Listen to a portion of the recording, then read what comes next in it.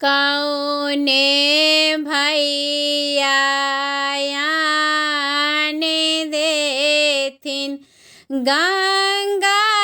तीर के माटी आगे माए कौने भैया आने देथिन जमुना तीर के माटी आगे माई कौने भौजो पारी देथिन सामा हे चकेवा आगे माई कौने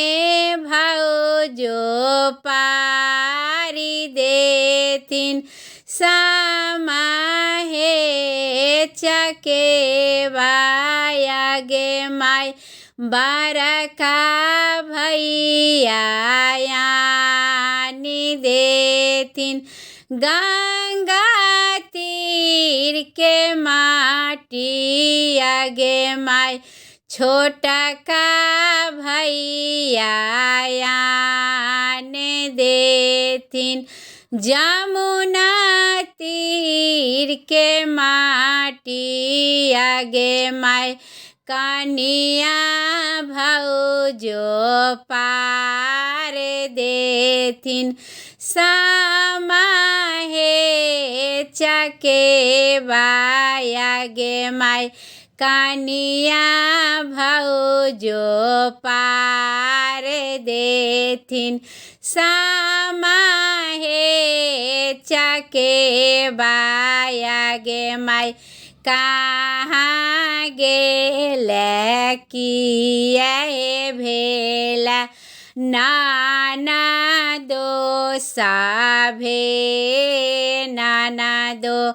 कहाँ गेल किया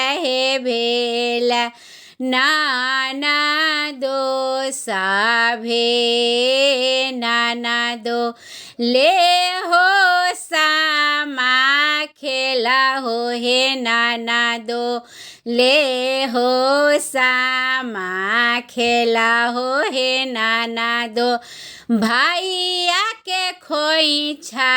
भारी दे हो ले हो नाना दो खेला हो सामा भैया के खोइछा भारी हे दे हो।